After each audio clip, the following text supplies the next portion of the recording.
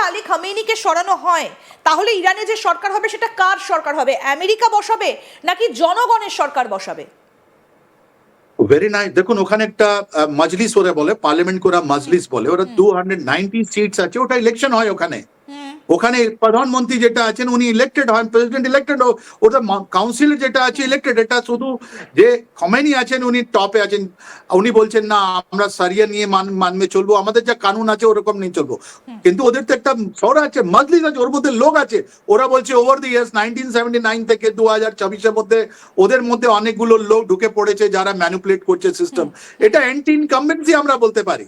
কিন্তু সাধারণ মানুষ 2025 সালের জুন মাসে যখন ইসরায়েল মারলো, যখন আমেরিকা মারলো, ওরা ভেঙে যায়নি। আপনি কোন জায়গা আপনি দেখবেন না কোনো ইরানিয়ান লোক ডিফেক্ট হয়ে আমেরিকা যায়নি, কোনো মিনিস্টার কোনো লোক যায়নি।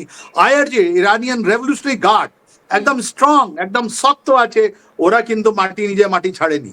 কিন্তু ওর মধ্যে ইসলামিক ওয়ার্ল্ডে যেটা কথাটা হচ্ছে, আপনি দেখুন না পাকিস্তান বিট্রে করলো ইরানকে, পাকিস্তান বিট্রে করছে ইরানকে। আজকে যতগুলো স্ট্র্যাটেজিক অ্যাসেটস আছে এরা, আপনার পাকিস্তান বলবেন আজকে আমেরিকান যতগুলো সার্ভিলান্স আছে, যতগুলো জিনিস আছে, সব আপনার পাকিস্তান মাটি থেকে চলছে। এই পাকিস্তান গাদ্দার, এই বাংলাদেশে তো কথা হচ্ছে না আজকে কি ইরানে যদি কিছু হয় তাহলে ওরা কি যাবে ইরানের সঙ্গে যুদ্ধ করতে, সোল্ডারিং করতে যাবে না। এই যে বাংলাদেশে যে ইউনুস সরকার আছে, পাকিস্তান তাহলে আমেরিকার সাইডই নেবে যদি সত্যি সত্যি এখানে যুদ্ধটা হয়, কারণ B2 ইতিমধ্যেই তাক করে রেখেছে আমেরিকা।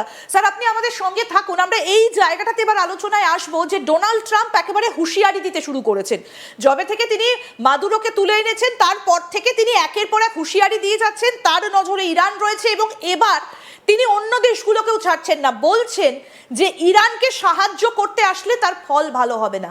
আসলে তিনি কাদের দিকে তাক করছেন সেদিকে এবার নজর রাখবো। খুব স্পষ্ট এটা যে এই মুহূর্তে দাঁড়িয়ে তেলের ভান্ডারটা, অর্থাৎ গোটা বিশ্বে যে তেলের ভাড়ার রয়েছে সেটাকে একেবারে নিজের হস্তগত করতে চাইছেন ডোনাল্ড ট্রাম্প, এবং যে কারণে বারবার টার্গেটটা হচ্ছে ইরান।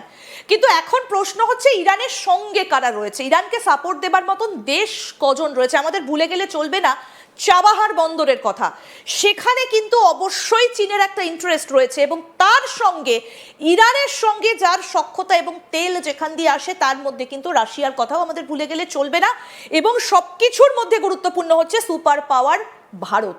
সুতরাং কোথাও দাঁড়িয়ে কি এই ব্রিক্সকে একটা ধাক্কা দিতে চাইছেন ডোনাল্ড ট্রাম্প? ভয়টা কি আসলে সেখানেও? আমাদের সঙ্গে রয়েছেন ডিফেন্স বিশ্লেষক বিশেষজ্ঞ আর.কে. শ্রীবাস্তব। স্যার, এই পয়েন্টগুলো যেগুলো এই মুহূর্তে আমরা আলোচনায় এবারে আনবো, যে চাবাহার বন্দর ভুলে গেলে চলবে না, আমাদের অত্যন্ত গুরুত্বপূর্ণ, তার সঙ্গে চীন, রাশিয়া এবং ইন্ডিয়া। খুব ভালো আপনি প্রশ্নটা করেছেন। দেখুন এখন এই যুগে আমরা কোথায় মাইগ্রেট করছি, এখন আমাদের মাইগ্রেট করছি অয়েলের উপরে। আমরা অনেকগুলো কান্ট্রি অনেক ডিপেন্ডেন্টটা কম হয়ে গেছে, এখন নিউক্লিয়ার পাওয়ার আছে, এখন ইলেকট্রিক্যাল। আপনি দেখুন আমাদের ট্রেন, আমরা যখন বড় হচ্ছিলাম তখন কোল ছিল, তারপর ডিজেল এসছে, এখন ইলেকট্রিক ট্রেন, সবকিছু ইলেকট্রিফাই হয়ে গেছে। আর তারপর আছে কি জানেন, আপনি দেখুন না পাড়ায় পাড়ায় আমরা দিয়েছি কোথায় টোটো, অটো, ওর মধ্যে ব্যাটারি অপারেটেড জিনিস, সোলার পাওয়ার অপারেটেড জিনিস, এসব জিনিস আনকনভেনশনাল যেটা আছে। আমরা কোল অ্যান্ড আমরা যেটা খনন দিয়ে আসে, যা পেট্রোল আছে, ডিজেল আছে, এর থেকে আমরা একটু কম হয়েছে। পুরো ওয়ার্ল্ড আপনার এই দিকে সরে যাচ্ছে। তার মধ্যে আপনার আছে রেয়ার আর্থ। আজকে যার কাছে রেয়ার আর্থ আছে, যারা ওইটা আপনার ব্যাটারি বানাতে পারে, যুদ্ধটা ওইটা নিয়ে আছে। তাই জন্য গ্রিনল্যান্ডের কথা বলা হচ্ছে, তাই জন্য পুরো আমেরিকার কথা বলা হচ্ছে, নাম্বার ওয়ান। দ্বিতীয় জিনিসটা আমরা যখন দেখছি 5th জেনারেশন ওয়ারফেয়ার কোথায় যাচ্ছে, টেকনোলজিক্যাল হেভি, যার মধ্যে ন্যানো চিপ আছে, চিপের দিকে ইন্টারনাল কম্পিউটার যেটা আছে, তাই জন্য তাইওয়ান ইম্পর্টেন্ট হয়ে এসছে, রাইট? তো যখন আমরা ওয়ারফেয়ারকে যদি আমরা দেখি ধাপে ধাপে দেখছি, 1st generation, 2nd generation, 3rd generation, 4th generation, এটা 5th জেনারেশন ওয়ারফেয়ারে আমরা দেখছি। ওর মধ্যে যে কনভেনশনাল এনার্জি লাইন আছে, ওই এনার্জি যার মধ্যে আপনার কোল আছে, যার মধ্যে আপনার গ্যাস আছে, যার মধ্যে আপনার ক্রুড অয়েল আছে, এর উপরে ডিপেন্ডেন্স ওয়ার্ল্ডের খুব কম হতে চলেছে। আর অন্য কনভেনশনাল নিউক্লিয়ার এনার্জি সবচেয়ে বেশি হতে চলে। এই যদি পরিপ্রেক্ষিতে আমরা যদি এখন ইরানকে দেখছি, বা ভেনেজুয়েলাকে দেখলাম, বা ইরাককে দেখছি, বা লিবিয়ার জিনিসটা আমরা কোষে দেখছি, আমেরিকার কাছে তো অয়েল ছিল, আমেরিকা চাইছে কেন, আমেরিকা গেল কেন? Who is the biggest guzzler? কাকে বেশি চাই? ইউরোপ ছাড়া কাকে বেশি চাই? China, China and China. এই ইউএস প্রেসিডেন্ট যিনি আছেন, উনি চায়না নিয়ে খুবই গভীর আছেন উনি। আর তাই জন্য আপনি দেখবেন যেখান থেকে অয়েল যাচ্ছে চায়নার, ওখানে উনি গিয়ে কাট করে দিয়েছেন। ভেনেজুয়েলা থেকে 60% অয়েল যেটা ছিল আপনার চায়না যেত, এটা গুরুত্বপূর্ণ কথা। আর চায়না ওকে ধার দিয়েছিল, ওর বলছে ঠিক আছে তোমার যে তেল নিয়ে তুমি ধারটা শোধ করে দাও। আজকে 3 জানুয়ারির পর ভেনেজুয়েল অয়েল এখন চায়নাতে যাবে না, দ্যাট ইজ পয়েন্ট 1। দ্বিতীয়, ইরানের উপরও স্যাংশন আছে। ইরানের অয়েল কোথায় যেত? ইরানের অয়েল আমরা তো নিতাম না, আগেন যেত আপনার কোথায়? চায়নাতে। এখন ইরানে যদি আপনার যদি কিছু হয়ে যায়, কিছু একটা অ্যাকশন হয়ে যায়, যেটা এখন পর্যন্ত মিডিয়াতে আছে, সবাই অ্যাসেসমেন্ট, আমাদের একটা সামরিক লোক আমরা অ্যাসেসমেন্ট করছি, কিন্তু আমরাও বুঝতে পারছি না what is the terminal objective, what will the mode of the operation, আমরা বলতে পারছি না।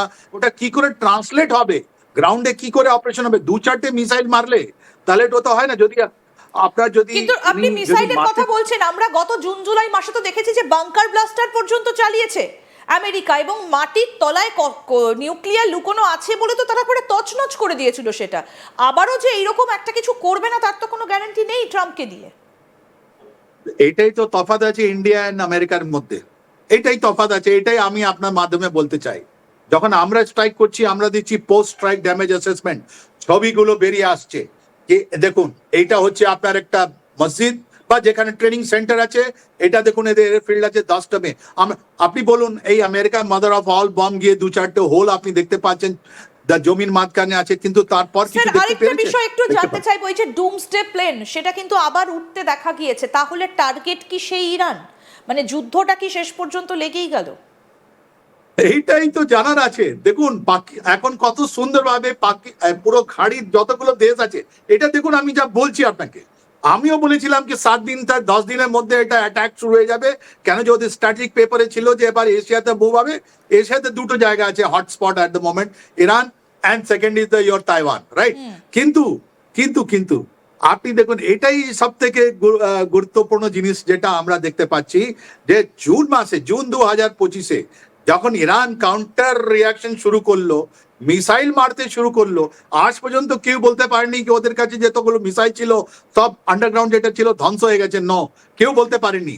আর ওরা যখন মারলো জানেন, এই খাড়ি দেশে যেখানে যেখানে আপনার আমেরিকান অ্যাসেট ছিল ওরা ঘাবড়িয়ে গেছে, তারপর বলো না সিজ ফায়ার।